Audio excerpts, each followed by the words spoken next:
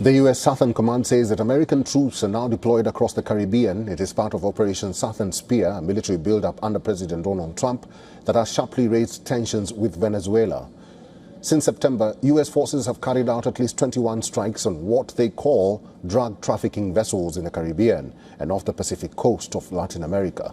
Strikes that have resulted in 83 reported fatalities. Venezuelan President Nicolas Maduro has slammed the operations, calling them part of a broader U.S. plan to remove him from power. The U.S., however, insists the missions are aimed solely at dismantling transnational drug networks. But the crisis escalated further on Saturday when President Trump threatened to close the airspace above and around Venezuela.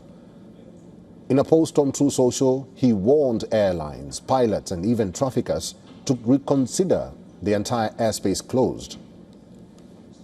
The U.S. Federal Aviation Administration has also issued a security alert, warning airlines of a dangerous situation amid intensifying military activity around Venezuela. Caracas fired back. Vice President Delcy Rodriguez called the U.S. move an illegal and unreasonable intervention. She said it undermines Venezuela's sovereignty. Maduro has now activated a special plan to help citizens stranded abroad and to aid those trying to leave the country. Venezuela says it has also triggered multilateral mechanisms demanding an immediate end to what it calls a violation of international law.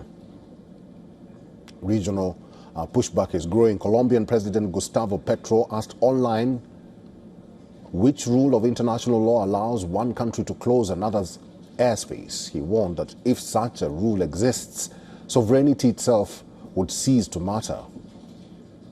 Nicaragua also issued a statement with President Daniel Ortega and Vice President Rosario Murillo declaring their full support for Venezuela, and the Bolivian alliance, ALBA, has condemned the U.S. threat, calling it a direct assault on airspace sovereignty. We earlier spoke to Elias Ferrer.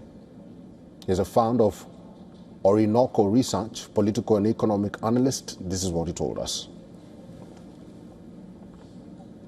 What we are seeing thus far is that President Trump is trying to carry out essentially cost-free actions that have a very high symbolic and intimidation value, right? For example, he's flown B-2 bombers along and other kinds of bombers along the coast of Venezuela. He said that the airspace is closed, even though he hasn't actually enforced it because there are other airplanes from different countries flying over Venezuela. He's also designated the so-called Cartel of the Suns as a terrorist organization. So everything is symbolic, but he's not dropping any bombs.